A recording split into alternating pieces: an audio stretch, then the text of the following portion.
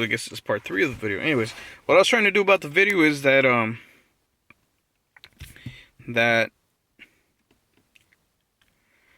they have interference with the key relay. I don't know why or how, but when I had the LEDs installed on the C230, when I try to lock the car like I usually would from like say 10 feet away, 20 feet away, I would not get a signal. When you leave the car and you have the dome lights, when you close the car, the dome lights turn on, all the lights turn on, and then they turn off when you lock it. They literally automatically turn off unless you have them, off when you hit the button that turns them off. And yeah, so that happened, and I was like thinking, what the hell, I was like wondering because it's a brand new key, and it is a brand new key, and I was like freaking out because I bought a brand new key for like $250. And I was like, man, I'm going to have a problem with this key. I have to go back to the dealer. It's going to be one of the warranty because I bought it a few months ago, like less than a year ago. But still, I was like, you know what? I'm skeptical. So what I did is I removed the bulbs that I had, the LEDs that I had installed on the compressor. Which obviously, like I said, dome lights apply to different models and makes, I guess, any speaking, has any of these bulbs, you want to upgrade. I removed them off, for shits and giggles, and installed them, basically the way they were, and just kind of went through the bulbs to make sure there weren't any damage, and so I installed the good ones and put them all back on, and voila, everything worked. And I'm inside the compressor because I'm inside my Mercedes W220, and then I'll show you right now. This is the key for the compressor, the one that I have, the brand new key. That's how they come now. I guess for now, I guess they upgrade them. I'm going to show you. You can't see the car from here, but if I push the button, it turns off.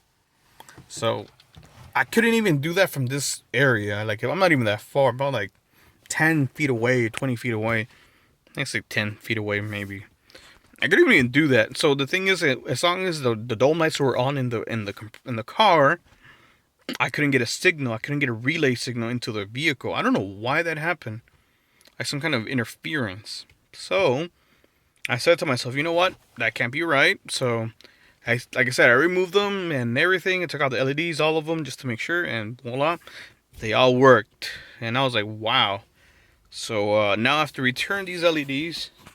I have no use for them. They're brand new. I just installed them for trusting. I barely had them for like a few days just because, And I'm like, I spent $30, $40 on these LEDs, I guess.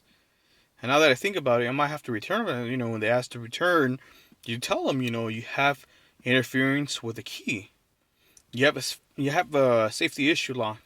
And, you can tell them, there's the issue lock where the key won't read to lock the car. And they should take your money back. I mean, it's just that very reason. It's just very hard for anybody to not tell you they can't take it back. And when you're talking about a vehicle, the car could be robbed, stolen, taking things from your car if you not lock it. Especially Mercedes is a bitch to get out to try to break in. I mean, you break the window, then yeah, you're gonna break in. But if you try to pry it in or anything, you're just gonna have a trouble, or even just jumps out of the car without a key. So yeah. Anyways, I just wanted to bring that up to people that might have the LEDs installed in their vehicle, dome lights, interior lights, whatnot.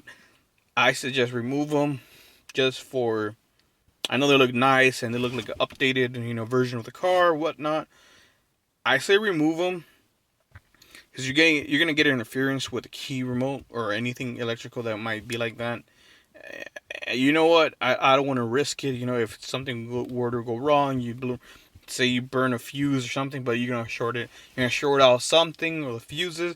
You might even short out the ECU, burn it off. I don't know.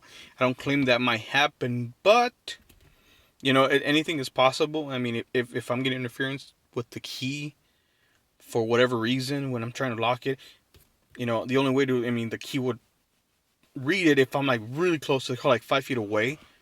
Then like literally like almost to the handle of the car and locking it. And basically, if you lock it, you have to be that close where you have the LEDs on. It's a trip. I don't know how they make them, because apparently, they had to override the CAN bus so they don't throw you off a cold interior lighting or whatnot. But depending on your year, make, and model of your car, how it works, generally speaking, 90s cars are pretty straightforward. Lights are on, lights are off. You'll know if they work or not. And I guess I would probably apply to exterior lights too if you're gonna put LEDs. I guess like LEDs like these with chips and whatnot. Um. So yeah. Anyways, just a video like that. Just some people to have a little bit more thought on their cars.